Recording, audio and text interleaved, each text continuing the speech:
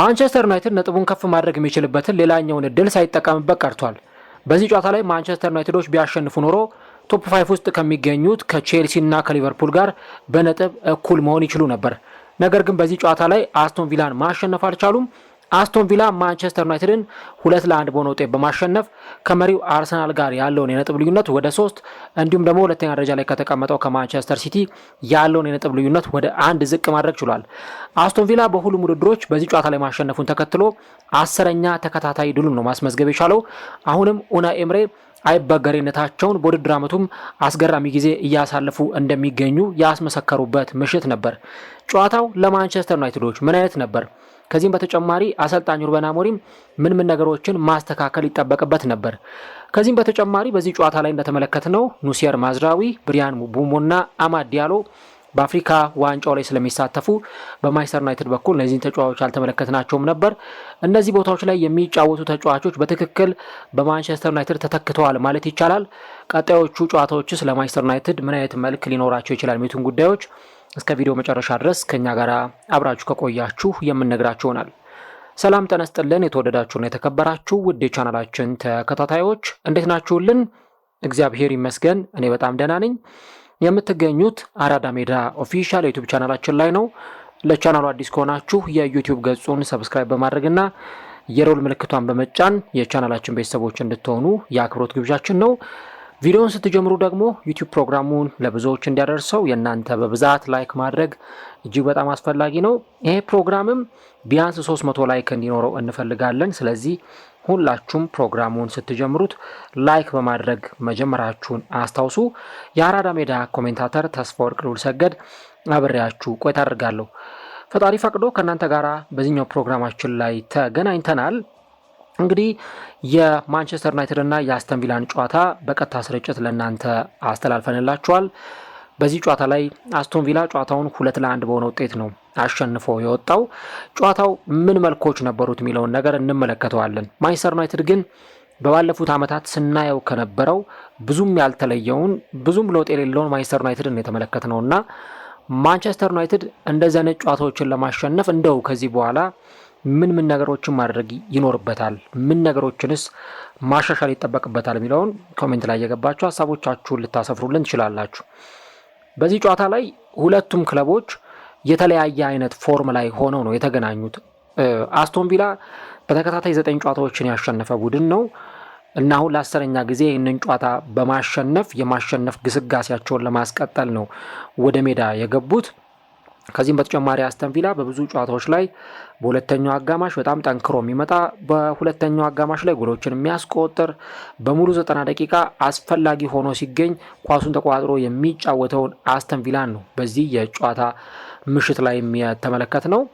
በአንጻሩ እንደና አርሰናልና ማንቸስተር ሲቲ ካሉ ቡድኖች ጋር በደረጃ ሰንጠረዡ እየተፎካከረ የሚገኝ ቡድን መሆኑንም ማንሳት ያስፈልጋል። ምናልባት በጊዜ ሂደት ከደረጃ ሰንጠረዡ ይወርዳል አይወርድም እሱን ጊዜ የሚፈታው ጉዳይ ቢሆንም ነገር ግን አሁን ባለው ሁኔታ በሊጉ ከአርሰናልና ከማንቸስተር ሲቲ ቀጥሎ በፎርም ረገድ በጣም ጥሩ ፎርም ላይ የሚገኘው ቡድን ኡናይ ኤምሬው አስተን ቪላ መሆኑን ልብ ልንል ይገባል ማለት ነው። ይህንን ነገር በዚህ ካነሳን ዘንዳ በአንጻሩ ማንቸስተር ዩናይትድ ወጣ ገባ ጊዜን ነው እያሳለፈ የሚገኘው። ወልቭስን ካሸነፈ በኋላ ክለቡ 3 ነጥብ ያገኘበትን የጨዋታ በረሃ ግብር እዛው ጨዋታ ላይ ተመልክተን ነበር። በኋላ ላይ ደግሞ ባለፈው ከቦርንመዝ ጋር በተደረገው ጨዋታ ላይ ክለቡ ነጥብ ጥሎ ወጥቷል። 4-4 የተጠናቀቀውን ጨዋታ ብዙዎቻችን ማንረሳው ምናልባትም የውድድር ዓመቱ በጣም ትልቅ የሚባለው ጨዋታ ነበር። ታዲያ አሰልጣኝ ሩበን አሞሪም የትኞቹን ተጫዋቾች ሊያሰልፍ ይችላል? በተለይም አማድ ዲያሎ በኮት ደቫር ብሔራዊ ቡድን፣ ኑሴር ማዝራዊ በሞሮኮ ብሔራዊ ቡድን እንዲሁ ደግሞ ሌላኛው የቡድኑ ቁልፍ ተጫዋች ብሪያን ምቡሞ በካሜሩን ብሔራዊ ቡድን ወደ የብሔራዊ ቡድኖቻቸው በአፍሪካ ዋንጫው ላይ ለመሳተፍ በማቅናታቸው ምክንያት እነዚህን ቀዳዳዎች እንዴት ባለ መንገድ አሰልጣኙ ሊደፍነው ይችላል የሚል ጥያቄ ነበር እንግዲህ ሲነሳ የነበረው። ያው አስተን ቪላ በጨዋታው ላይ በ4-2-3-1 አሰላለፍ ነው ወደ ሜዳ የገቡት። ማንቸስተር ዩናይትድ በኩል ግን 3-4-2-1 አሰላለፍ ይዘው ነው ወደ ሜዳ የገቡት። ሴኒ ላመንስ በቋሚነት ጀምሯል። ሉክ ሾው፣ አይደን ሄቨን እና እንዲሁ ደግሞ ሌኒ ዮሮ ሶስቱ የባክስሪ ተጫዋቾች ናቸው። ከዚህ በተጨማሪ ፓትሪክ ዶርጉ እና ዲዮጎ ዳሎ ሁለቱ የመስመር ተጫዋቾች እንደ ዊንግ ባክም እንደ ፉል ባክም ሆነው ያገለግላሉ። ብሩኖ ፈርናንዴዝ በዚህ ጨዋታ ላይ በቋሚነት ጀምሯል። ማኑኤል ኡጋርቴ ደግሞ በዚህ የጨዋታ መርሃ ግብር ላይ እንግዲህ ካዜሜሮ በቅጣት ምክንያት አለመኖሩን ተከትሎ በቋሚነት የጀመረ ተጫዋች ነው። ማሰን ማውንትና ማቴዎስ ኩኛ ደግሞ የአጥቂ አማካይ ቦታ ላይ የተሰለፉ ተጫዋቾች ናቸው።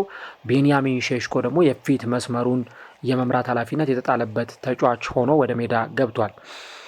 እንግዲህ የነ አማድ ዲያሎና የነ ብሪያን ሙቡሞ ቦታ በደንብ በሚገባ ተተክቷል የሚል እምነት የለኝም። በእርግጥ አንድ የሚገባኝና የምረዳው ነገር የአሰልጣኝ ሩበን አሞሪም ታክቲክ በተለይ የ3-4-2-1 አጫወት ወይም የ3-4-3 አጫወት አንድ ቲፒካሊ ከሚፈልጋቸው ነገሮች ውስጥ ቁልፉና ዋነኛው መሰረታዊው ነገር ጥሩ ዊንግ ባኮች እንዲኖሩ ይፈልጋል። እንዲህ አይነት አጫወቶች በተለይ እንደ ኦሊቨር ግላስነር አይነት እንደ ሩበን አሞሪም አይነት አሰልጣኞች በባክስሪ መጫወት ሲፈልጉ ሀሳባቸው ምን እንደሆነ ለሁላችንም በግልጽ ሊገባን ይገባል። 3 ተከላካዮችን ከጀርባ አሰልፈዋል ማለት 2 ደግሞ መስመር ላይ የሚጫወቱ በግራና በቀኝ በኩል የሚጫወቱ ተጫዋቾች ይኖራሉ። ሲያስፈልግ ወደ ኋላ እየተመለሱ የሚከላከሉ በጣም ደግሞ ወደፊትም እየወጡ ማጥቃቱን የሚያግዙ ተጫዋቾች ወደ ሜዳ ይገባሉ። አሁን እንግዲህ እስከ ዛሬ ድረስ በማንቸስተር ዩናይትድ በሚደረጉ ጨዋታዎችም ላይ እንመለከት እንደነበረው አማድ ዲያሎ እንደ ዊንግ ባክ ተጫዋች ሆኖ በመከላከሉም ረገድ ቡድኑን የሚያግዝ በማጥቃቱም ረገድ ደግሞ ወደፊት እየወጣ የሚጫወት ተጫዋች ነው። ለዛ ነው ብዙ ጊዜ የዩናይትድ ማጥቃት ጥሩ ቢሆንም ነገር ግን መከላከሉ ክፍተት የማያጣው በዚህ ምክንያት መሆኑን ማስታወስ ይገባል። ግን አማድ ዲያሎ ደግሞ ያጠቃል በሚባልበት ቦታ ላይ በሱ የዊንግ ባክ በሚጫወትበት ቦታ ላይ ዛሬ ሌላ ተጫዋች ነው የተጫወተው እና የአማድ ዲያሎ ቦታ በሚገባ ተሸፍኗል።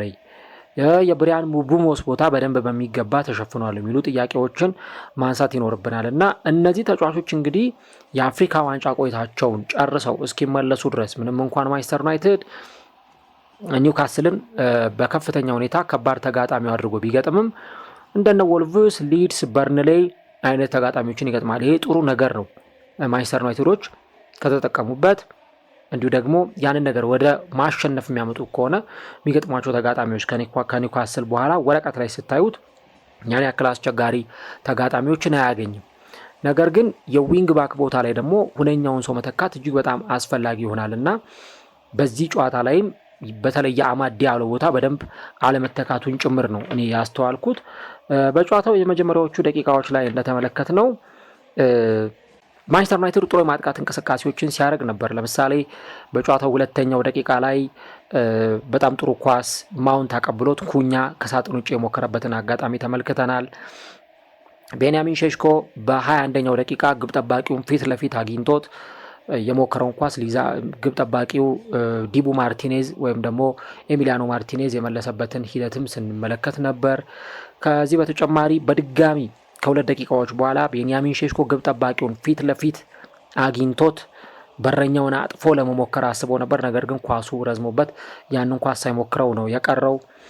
እንዲሁ ደግሞ በ33ኛውም ደቂቃ ራሱ ማቴዎስ ኩኛ ያስጣለውንና ዲስፖሰስ ያደረገውን ኳስ አክሮሮ ሞክሮ ማርቲኔዝ የመለሰበትን ሂደት ስንመለከት ነበር።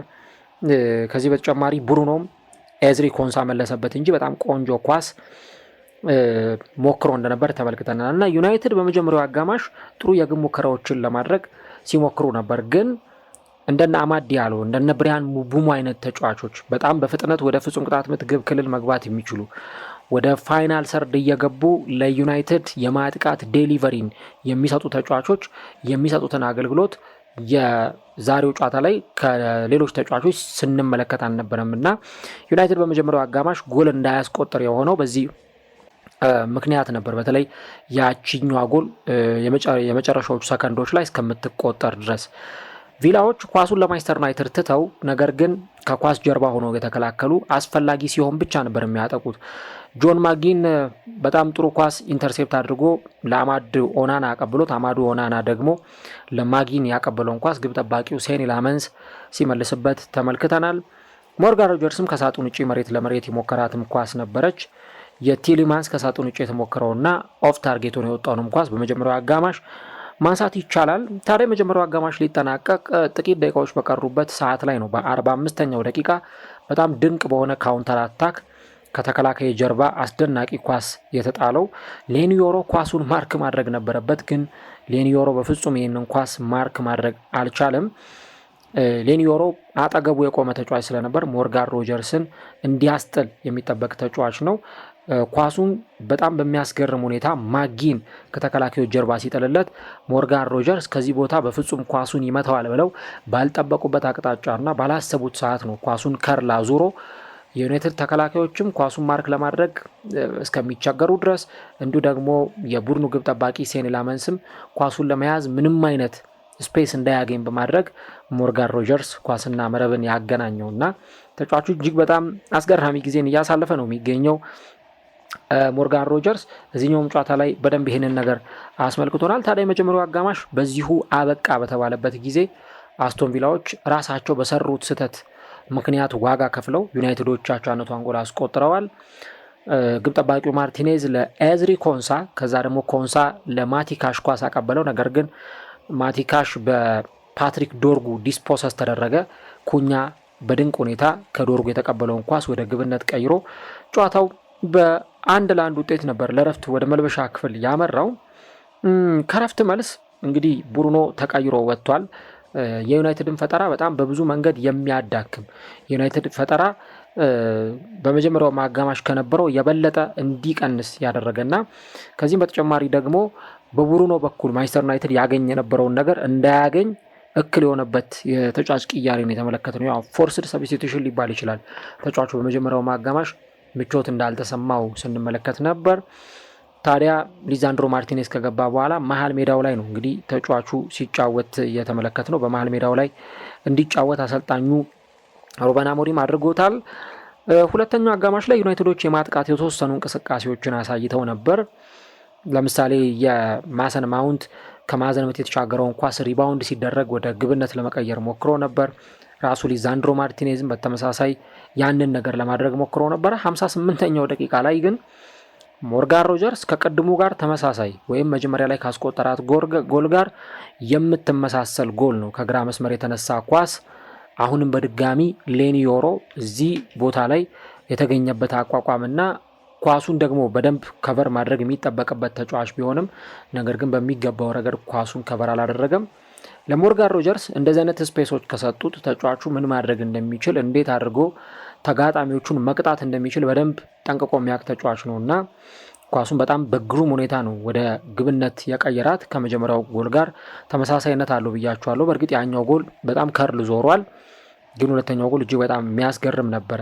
ይህ ተጫዋች በተከታታይ ጨዋታዎች ላይ ጎሎችን እያስቆጠረ ነው የሚገኘው። በባለፈው ዌስትሃም ዩናይትድን አስቶን ቪላ ሲያሸንፍ 2 ጎሎችን አስቆጥሮ እንደነበረ እናስታውሳለን። በጣም ምርጥ የሆኑ 2 ጎሎችን ተጫዋቹ አስቆጥሯል። የተጫዋቹን ምርጥ ብቃት የተመለከትንበት ስለመሆኑ አለማንሳት አይቻልም።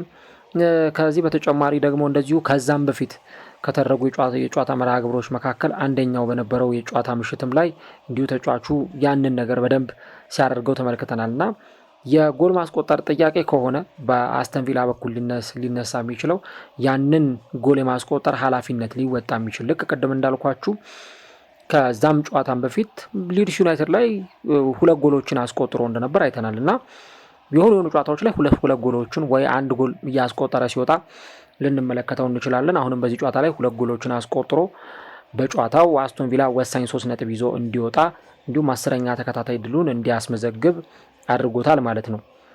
ዩናይትዶች የተሻለ ቅያሪ ለማድረግ ሞክረው ነበር፣ ግን ቤንቻቸው በጣም የሳሳ ነበር። ወይም ተጠባባቂ ወንበር ላይ ውጤት የሚቀይርላቸው ተጫዋች እንደው ከአንድ ተጫዋች በስተቀረ ነበራቸው ለማለት በጣም ይከብዳል። ዩናይትድ ጎል በሚፈልግበት ሰዓት ምናልባት ቀይሮ ሊያስገባው የሚችለው ጆሹዋ ዜርክዚን ነው። እሱንም ቀይሮ አስገብቶታል ሩበን አሞሪም። ሌላ ግን የተሻሉ ቅያሪዎች አልነበሩም። ለምሳሌ በዚህ ቡድን ውስጥ እንግዲህ የሆኑ አይነት ተጫዋቾችን ልናነሳ እንችላለን። ይህንን የጨዋታ መርሃ ግብር ስናነሳ ማንቸስተር ዩናይትድ እነማንን ቀይሮ ቢያስገባ ውጤት ሊያመጣ ይችላል የሚለውን ነገር በተመለከተ ማለት ነው። ያው ሊዛንድሮ ማርቲኔዝ ተቀይሮ ገብቷል። ሌላኛው ጃክ ፍሌቸር ነው። ጃክ ፍሌቸር የ18 ዓመት ታዳጊ ነው።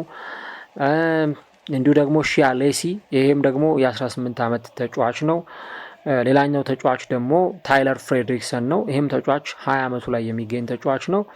እና ደግሞ 70 ቁጥር መለያ የተሰጠው ቤንዲቶ ማንታቶ ደግሞ 17 ዓመቱ ላይ የሚገኝ እንግሊዛዊ ተጫዋች ነው። የአንጎላ የዘር ግንድ ያለው ለማንቸስተር ዩናይትድ ከ21 ዓመት በታች የሚጫወት ተጫዋች ነው። ሌሎቹ አንጋፋው ግብ ጠባቂ ቶም ሂተን፣ ታይለር ማላሲያ እና አልታይ ባይንዲር ናቸው። ስለዚህ በዩናይትድ በኩል ዩናይትድ ጎል እንኳን ፈልጎ እየተመራ ባለበት ሰዓት ላይ ወደ ተጣዋቂ ወንበር ዞር ሲል ሊቀይራቸው የሚችሉ ተጫዋቾች አይኖሩም እና አሰልጣኙ ሩበን አሞሪምም ይሄንን የአፍሪካ ዋንጫ እንደ እርግማን የሚቆጥርበት አንዱ ትልቁ ምክንያት በእንዲህ አይነት ወሳኝ በሆኑ ጨዋታዎች ላይ ተጣዋቂ ወንበር ላይ እንኳን ጥሩ ተጫዋቾችን ለማግኘት አለመቻል ምናልባትም ጥሩ እድል ነው ብዬ አላስብም። ጨዋታው ላይ ያን ያህል ጫና የፈጠሩበት ነገር አልነበረም። ሁለተኛ ጎልም ከተቆጠረባቸው በኋላ ጨዋታው እንግዲህ በዚህ መንገድ ነው የተጠናቀቀው ማለት ነው። ያለ ብሩኖ ፈርናንዴዝ ግን ማንቸስተር ዩናይትድ እንደው ምን ሊመስል ይችላል የሚለውን ነገር ማንሳት በጣም ተገቢ ነገር ይሆናል። እንደምታውቁት ብሩኖ ፈርናንዴዝ እንግዲህ በመጀመሪያው አጋማሽ የጎል ሙከራዎችንም ለማድረግ ሲሞክር ነበር። ኢቭን በዚህ ጨዋታ ላይ ጎል ቢያስቆጥር ኖሮ የቀድሞ የማንቸስተር ዩናይትድ ተጫዋች ሪያን ጊግስ አሲስት ቢያደርግ ማለት ነው የጎል አስተዋጽኦች በተከታታይ ጨዋታዎች ላይ በማድረጉ ምክንያት ያንን ሪከርድ ይጋራ ነበር። ዛሬ ደግሞ አሲስት ቢያደርግ ሌላ ተጨማሪም ሪከርድ የግሉ ማድረግ ይችላል። እንግዲህ በፕሪሚየር ሊጉ ታሪክ በ6 ተከታታይ ከሜዳ ውጭ በተደረጉ ጨዋታዎች ላይ አሲስት በማድረግ የመጀመሪያው ቀዳሚ ተጫዋች መሆን ይችል ነበር። በ5 ተከታታይ ጨዋታዎች ላይ ያንን አድርጓል ከሜዳ ውጭ በተደረጉ ጨዋታዎች። ዛሬ ለ6ኛ ጊዜ ያን የሚያደርግበት እድል ነበረው ተጫዋቹ። ነገር ግን ደግሞ ያ ሊሆን አልቻለም። ተጫዋቹ የሆኑ ጨዋታዎች አምልጠውት እንደነበር እናስታውሳለን። ለምሳሌ አንድ ጨዋታ በህመም ምክንያት፣ ከዚህ በተጨማሪ ደግሞ የጉልበት ጉዳትም ገጥሞት ያጋጠመው ጉዳት በጨዋታው ላይ እንዳይሳተፍ አድርጎት እንደነበር ይታወሳል። እንግዲህ በ6 ዓመት የኦልድ ትራፎርድ ቆይታው በእነዚህ ጨዋታዎች ላይ ተጫዋቹ ጉዳት ያጋጠሙት የተወሰኑ ሞመንቶች እንደነበሩ ግን ይታወሳል። ከዛ ውጭ ግን ተጫዋቹ በባለፉት 3 ዓመታት ብቻ ለክለቡና ለሀገሩ ፖርቱጋል 16880 ደቂቃዎች ላይ ተሰልፎ መጫወት ችሏል እና ይሄ ደግሞ ከየትኛውም አውትፊልድ ተጫዋቾች፣ አውትፊልድ ስንል ግብ ጠባቂዎችን አይጨምርም፣ ከየትኛውም አውትፊልድ ተጫዋቾች በላይ በዓለም ላይ ከሚገኙ ልብ በሉ በዓለም ላይ ከሚገኙ ከየትኛውም ተጫዋች በላይ ብዙ ደቂቃዎችን የተጫወተ ተጫዋች እንዲሆን ያደርገዋል። ተመልከቱ 16880 ደቂቃ ነው ይህ ተጫዋች ተጫወተ እያልን ያለ ነው በባለፉት 3 ዓመታት ብቻ እና እጅግ በጣም የሚያስገርም ቁጥር ነው። ከዚህ በተጨማሪ ተጫዋቹም ከአንድ የፖርቱጋል ቴሌቪዥን ጣቢያ ጋር በነበረው ቆይታ የወደፊት ቆይታው እርግጠኝነት እንደሌለው ይሄ እንዴት ነው ሰርቴን የሆነ ነገር እንደሌለም ተጫዋቹ ሲናገር ነበር እና አሰልጣኙ ሩበን አሞሪምም ቅያሪ ለማድረግ ሙከራ አድርጓል። ሊዛንድሮ ማርቲኔዝን በሆልዲንግ ሚድፊልደር ቦታ ላይ ለማጫወት ነው ሲሞክሩ የነበረው። ግን ለዚህ አርጀንቲናዊ ተጫዋች ደግሞ ትክክለኛ ቦታው አይደለም። የማል ተከላካይ ነው ተጫዋቹ። ስለዚህ የማል ተከላካይ የሆነን ተጫዋች በሆልዲንግ ሚድፊልደር ቦታ ላይ በሆልዲንግ ሚድፊልድ ቦታ ላይ ማጫወት ወይም ተጫዋቹን እንደ ሆልዲንግ ሚድፊልደር አማካይ አድርጎ ማጫወት ምናልባትም ተጫዋቹን በዛ ሮል ውስጥ በጣም አዳፕት እንዲያደርግ ተጨማሪ ድሎችን መስጠት ሊያስፈልግ ይችላል እና ማርቲኔዝ እንግዲህ በደንብ አዳፕት አድርጎ ለመጫወት ሲሞክር ነበረ። ነገር ግን ደግሞ የካዜሜሮ አለመኖር ደግሞ በጣም ቡድኑን ጎርቶታል ማለት ይቻላል። በእርግጥ ብሩኖ ፈርናንዴዝም ቢሆን ትክክለኛ የሆልዲንግ ሚድፊልድ ተጫዋች አይደለም፣ ግን ደግሞ ቢያንስ እዛ ቦታ ላይ በደንብ መጫወት ከሚችሉ ተጫዋቾች መካከል አንዱ ነው እና ያንን ነገር ነው እንግዲህ ልናነሳ የምንችለው።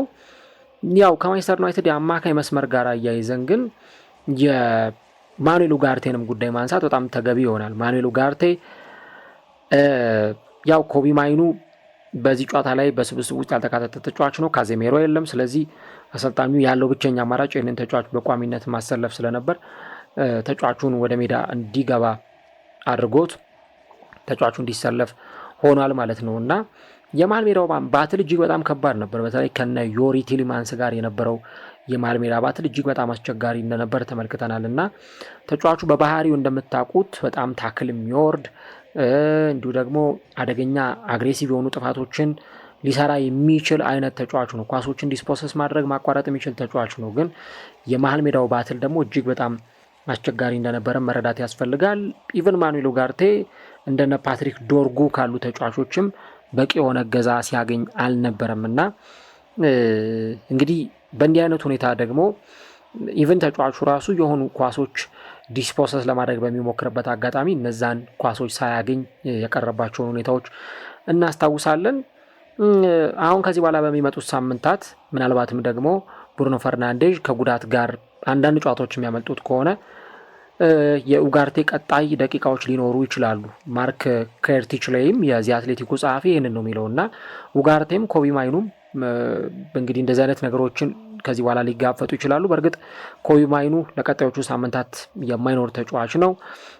ስለዚህ ኡጋርቴ በተደጋጋሚ ጊዜ ሲጫወት እንመለከተዋለን እና በደንብ የማንቸስተር ዩናይትድን ስኳድ የማንቸስተር ዩናይትድን አጠቃላይ የጨዋታ ሂደት በደንብ አዳብት ማድረግ እንደሚጠበቅበት ነው ልናነሳ የምንችለው። ቅድም ስለ ዩናይትድ ታዳጊ ተጫዋቾች ስነግራችሁ ነበር እና አብዛኞቹ ተጫዋቾች እንግዲህ ኦልሞስት በታዳጊነት እድሜያቸው እንግዲህ ተጫዋቾቹን ቀይሮ በማስገባት ሂደት ውስጥ በተለይ ደግሞ ቶፕ ፎር ለመግባትና ቻምፒየንስ ሊግ ቦታን ለማግኘት ለሚጫወት አንድ ክለብ ተጠባባቂ ወንበር ላይ እንዲህ አይነት ታዳጊ ተጫዋቾች ልምድ የሌላቸው ተጫዋቾች ሲኖሩ በጣም አስቸጋሪ ነው የሚሆነው። ውጤት መቀየር የሚፈልግ ደግሞ ክለብ ተጠባባቂ ተጫዋቾቹ በቢያንስ ልምድ ያላቸው ተጫዋቾች እንዲሆኑ ይፈለጋል እና በዚህ ጨዋታ ላይ ግን ተቀይሮ የገቡት ተጫዋቾች ቅድም እንዳነሳ ነው በጣም ታዳጊ የሚባሉ ተጫዋቾች ናቸው። እንግዲህ ፍሌቸር እና ሌሲ 255ኛ እና 256ኛ የማንቸስተር ዩናይትድ የአካዳሚ ምሩቃን ተጫዋቾች ሆኖ ነው እንግዲህ በማንቸስተር ዩናይትድ ስብስብ ውስጥ የተመለከትናቸው። ግን ደግሞ ተጫዋቾቹ ላይ ያው በጣም ከፍተኛ የሆነ ሸክም ነው ሊጣልባቸው የሚችለው። ግን ደግሞ የነ ኑሴር ማዝራዊ የነ አማድ ዲያሎ አለመኖር እንዲህ ላሉት ወጣት ተጫዋቾችም የበለጠ እድል እንዲያገኙ እድል የሚሰጣቸው ስለሚሆን ይህ በጣም ጥሩ የሚባል አጋጣሚ ሊሆን ይችላል።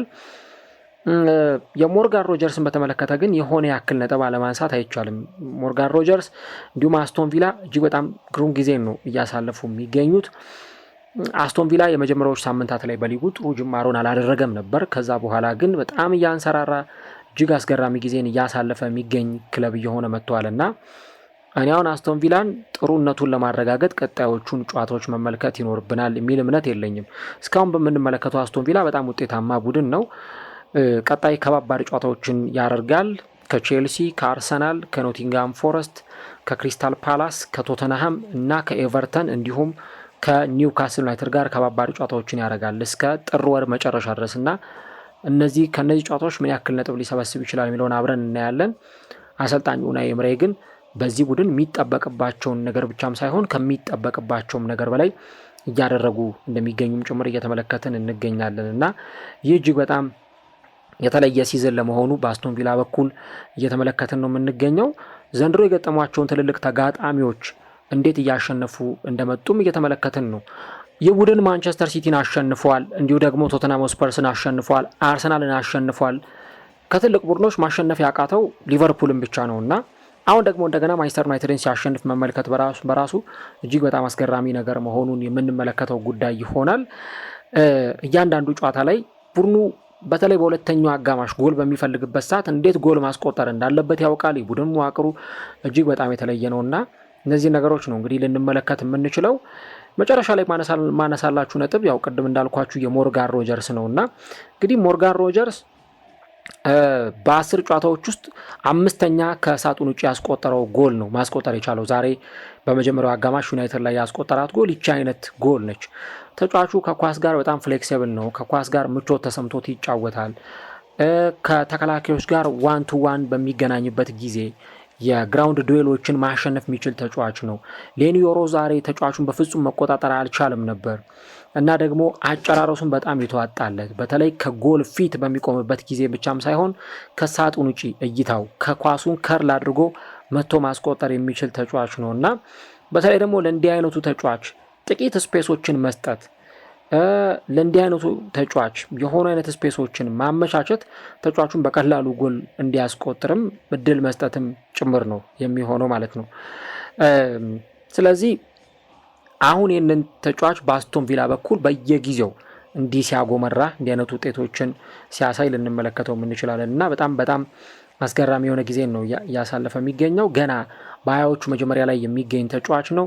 የበለጠ ራሱን በደንብ አጎልብቶ ራሱን አጠናክሮ በአስቶን ቪላ ደማቅ ጊዜን ያሳልፋል። እንደውም ከአስቶን ቪላም የበለጠ ትልቅ ክለብ ዲዘርቭ ያደርጋል ብዬ አስባለሁ እና ያንን ነው እንግዲህ በተደጋጋሚ ጨዋታዎች ላይ እያስመሰከረ የሚገኘው።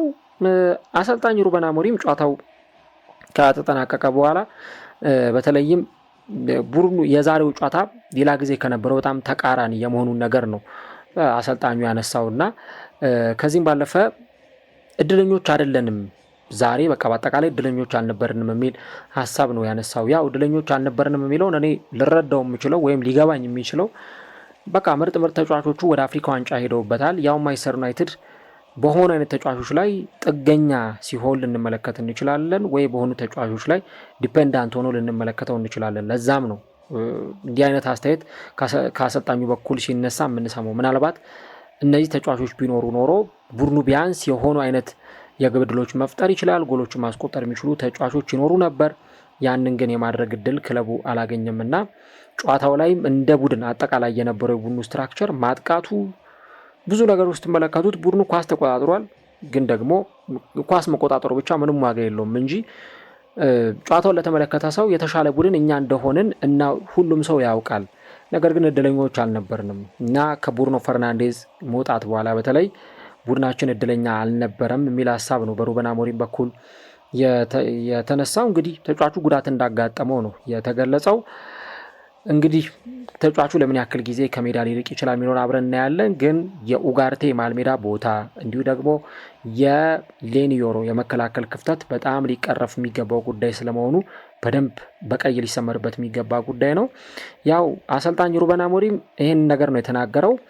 ኡናይ ኤምሬ የአስቶን ቪላ አሰልጣኝ ጨዋታው ካበቃ በኋላ የተለያዩ ሀሳቦችን ሰጥቷል እና በተለይም ደግሞ ተጫዋቹ በጣም አስገራሚ ጎል ነው ያስቆጠረው። ነገር ግን በመጀመሪያው አጋማሽ ጥሩ እንቅስቃሴ አልነበረም ያሳየው። በሁለተኛው አጋማሽ ግን እጅግ በጣም የተሻለውን ምርጥ እንቅስቃሴ አሳይቷል። በአጠቃላይ በነበረው የጨዋታው እንቅስቃሴ በጣም ደስተኛ ነኝ። አንዳንድ ጊዜ ዶሚኔት አድርገን እንጫወታለን፣ አንዳንድ ጊዜ ደግሞ ተከላክለን እንጫወታለን እና ቡድኑን በተለያየ መንገድ በተለያየ ስነ ልቦና ነው እየገነባን ያለ ነው የሚል አስተያየት ነው በአሰልጣኙ በኩል የተሰጠው።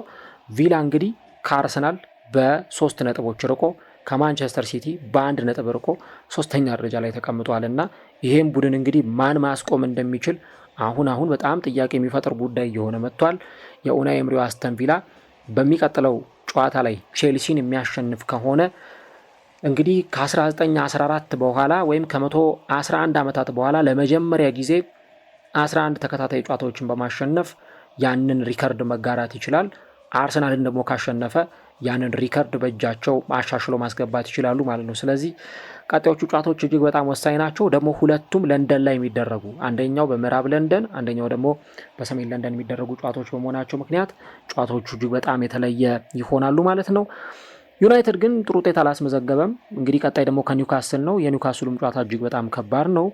በዛ ላይ ደግሞ ጨዋታውን የበለጠ አስቸጋሪ ሊያደርገው የሚችለው እነዚህ ቀደም ሲል የጠቀስናቸው ተጫዋቾች አለመኖራቸው በራሱ ለዩናይትድ እጅግ በጣም ከባድ ነው። ጉዳቶችም እየተመለከትን እንገኛለን እና ዩናይትድ ይህን ጨዋታ ቢያሸንፍ ቢያንስ ከቼልሲ እና ከሊቨርፑል ጋር በነጥብ እኩል መሆን ይችል ነበር፣ ግን ያንን ነገር ሳያሳኩ ቀርተዋል።